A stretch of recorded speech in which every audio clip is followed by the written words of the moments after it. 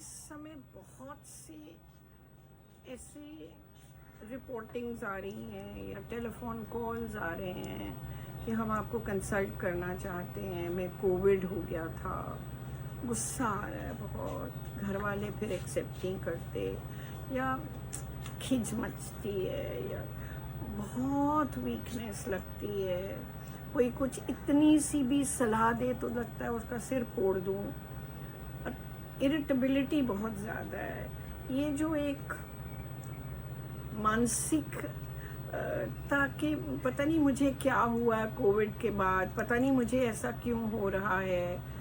तो मैं हमेशा ये पूछती हूँ कि आप कोविड से पहले आपकी पर्सनालिटी कैसी थी? गुस्सा जल्दी आता था या चिड़चिड़ जल्दी होती थी या बर्दाश्त शक्ति कम थी? तो कहते हैं कि ये क्यों पूछ रहे हो, अभी तो कोविड होके हटा, अब की बात करो। नहीं, मैं कहती हूँ बहुत लोगों को कोविड हुआ, बहुत लोगों की फिजिकल हेल्थ में फ़र्क पड़ा, कमज़ोरी लगने लगी, स्टैमिना कम होने लगा, खांसी बार बार आने शुरू होने लगी।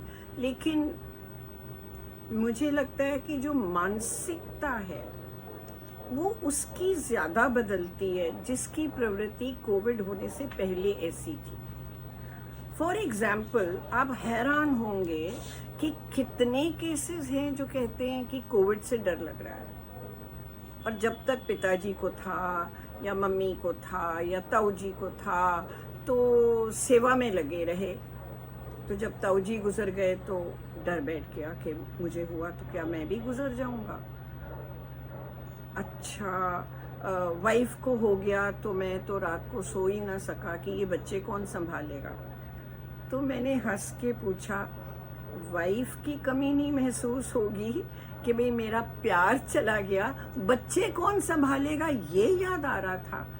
तो यहाँ से पता चलता है कि रिलेशनशिप क्या है, नीड क्या है, घर कैसे चलता है, और आप कितने इत्मीनान से बैठे हुए थे। अब कोविड के बाद मेंटल हेल्थ के जो इश्यूज आ रहे हैं वो बहुत ज़्यादा उभर के आ रहे हैं। एक वर्ड मैं आपके सामने यूज़ करना चाहती हूँ, हाइपोकॉन्ड्रियासिस।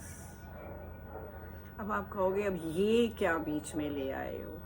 हाइपोकॉन्ड्रियासिस वो तकलीफ़ है जहाँ पे आपको हमेशा डर लगा रहता है कि अब मेरे हार्ट में पेन तो नहीं हो रही, अब मेरे पेट में दर्द तो नहीं हो रही, कहीं मुझे कैंसर तो नहीं है, कहीं मुझे दोबारा कोविड तो नहीं होने वाला, मुझे अगर आइसोलेशन में डाला तो मैं तो अकेले नहीं रह सकती, और मेरा क्या होगा।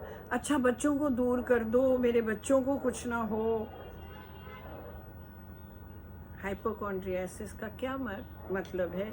Fear of disease, fear of illness. और कोविड के बाद ये बहुत आजकल मैं देख रही हूँ, बहुत लोग आते हैं फ़ोन पे वीडियो काउंसलिंग करवाते हैं। डॉक्टर साहब रात को नींद टूट जाती है।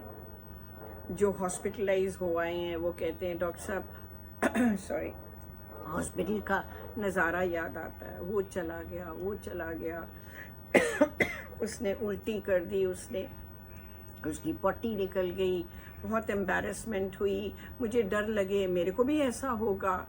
तो नहीं भी होना तो होगा ज़रूर, क्योंकि आपका मन वहीं भंवर ले रहा है। सो मैं समझती हूँ कि हाँ ऐसा होता है, क्योंकि हमें आदत नहीं है जनरल वार्ड में रहने की। हम कमरे में ले के रहते थे, लेकिन अब जब जनरल वार्ड में गए हैं तो हम देख रहे हैं कि सफरिंग क्या है, नर्सेज किस तरह जूझ रही हैं, दौड़ रही हैं हेल्प करने के लिए। लेकिन आप वो चीज़ नहीं देख रहे, आप ये देख रहे हो मुझे तो नहीं कुछ होने वाला, ये दवाई का कोई अलग असर तो नहीं होगा। बहुत से लोग ये भी कहते हैं मुझे काउंसलिंग में, हमारी ना अब हार्ट बीट बढ़ रही है। अच्छा, हार्ट बीट बढ़ रही है, आप गए थे डॉक्टर के पास? हाँ मैं तो 10 बार हुआ आया हूँ। 10 बार क्यों, क्या ज़रूरत थी? मेरी हार्ट बीट बढ़ गई, मुझे लगा कि मेरा हार्ट फेल होने लगा है और मुझे हार्ट अटैक आने लगा है। मुझे लगा कि मेरी तो उल्टियाँ ही नहीं बंद होंगी। मैंने कहा आई थी उल्टी? नहीं आई थी। मैंने कहा ऐसे लग रहा था कि आएगी? नहीं, ऐसे नहीं लग रहा था, दिल में लग रहा था, मन में लग रहा था कि ऐसा तो नहीं है कि पेट में कुछ हो रहा है और वो सारा निकल जाएगा। विद द रिजल्ट कि मैंने खाना कम कर दिया, और खाना कम कर दिया तो फिर कमज़ोरी तो और आ जाएगी। अगर कोविड से पीड़ित होकर, ठीक होकर, शुक्र है, घर आए हो, हंसी खुशी की कोशिश तो करो। अगर सैडनेस है, अगर एंजाइटी है, अगर डेथ एंजाइटी है, मम्मी को कुछ हो जाएगा तो मैं क्या करूँगी, पापा को कुछ हो जाएगा तो मैं क्या करूँगी, या मैं क्या करूँगा, अब मेरे बच्चे अगर खेलने गए हैं, नहीं उनको कोविड हो जाएगा, मना है, पार्क में नहीं जाना, ठीक है वापस ले आओ, पर मास्क क्यों नहीं पहना? घबराहट होती है, जी मचलता है, सांस नहीं आता। कोविड में आता था नहीं, तो मैंने कहा फिर मास्क क्यों नहीं पहनते? ये सोच लो, मास्क नहीं पहनना, मूवी देखने जाना है, रेस्टोरेंट खुल गए हैं वहाँ जाना है, मन बदलता है, लेकिन ये नहीं सोचा कि थर्ड वेव क्यों आई है, क्योंकि हम लोग बिल्कुल भूल चुके हैं कि हमारी क्या सफरिंग है। एक तरफ, दूसरी तरफ हम बार बार मनोवैज्ञानिक के पास जाके पूछते हैं हमें दोबारा तो नहीं हो जाएगा? नहीं, मुझे लगता है कि इसी बहाने अगर आप दोबारा मेरी चेस्ट की एक्सरे कराएंगे, ज़रूर टीबी निकलेगा, ज़रूर प्लूरल एफ्यूजन निकलेगी, ज़रूर फंगस निकलेगा। निकलना था तो वहीं निकल जाता। इतने दिनों के बाद, इतनी रिकवरी होने के बाद फंगस क्यों निकलेगा? ये सब आपके नए नए शब्द सुने सुनाए हैं, तो आपको डर है। अच्छा ठीक है, अब आप ये पूछोगे भाई बहुत सुन लिया आपसे, करूं क्या, ये बताओ करूं क्या? मैं कहती हूँ प्राणायाम करो, मैं कहती हूँ स्पायरोमीटर करो। इससे आपके लंग्स की स्ट्रेचेबिलिटी, फ्लेक्सिबिलिटी बेटर होगी। सांस लेंगे, छोड़ेंगे, लेंगे, छोड़ेंगे, उससे लंग्स की हेल्थ बेटर होती है, लंग्स की कैपेसिटी, एंड्योरेंस ज़्यादा अच्छी होती है। जब सांस अंदर लो लंबा, तो 10 की काउंट तक होल्ड करना सीखो और फिर धीरे धीरे छोड़ो। ऐसे नहीं, रोक के रखो और फिर धीरे धीरे रिलीज करो। इससे आपको शांति मिलेगी, इससे आपको धैर्य मिलेगा, इससे आपकी एंजाइटी कम होगी, इससे आपका गुस्सा कम होगा। ये बहुत ज़रूरी है।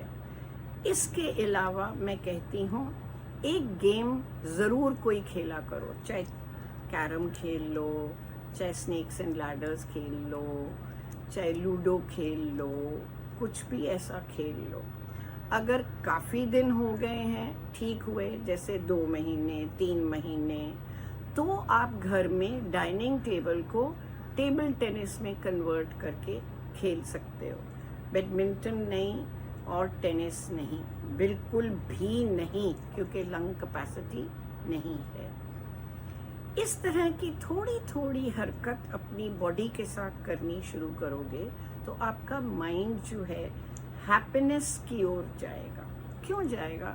क्योंकि जब आप खेलते हो, हारते हो, जीतते हो, बैट से बॉल को मारते हो, चाहे टेबल टेनिस है, आपके अंदर की इमोशंस रिलीज होती हैं और आपका ध्यान भी कोविड से हटकर गेम में आता है, तो ब्रेन में फ्रेश थॉट्स बनने शुरू होते हैं, उससे पॉजिटिविटी आती है। एक बार ट्राई तो करके देख लो, ऐसी क्या बात है, करोगे ट्राई? चलो ठीक है।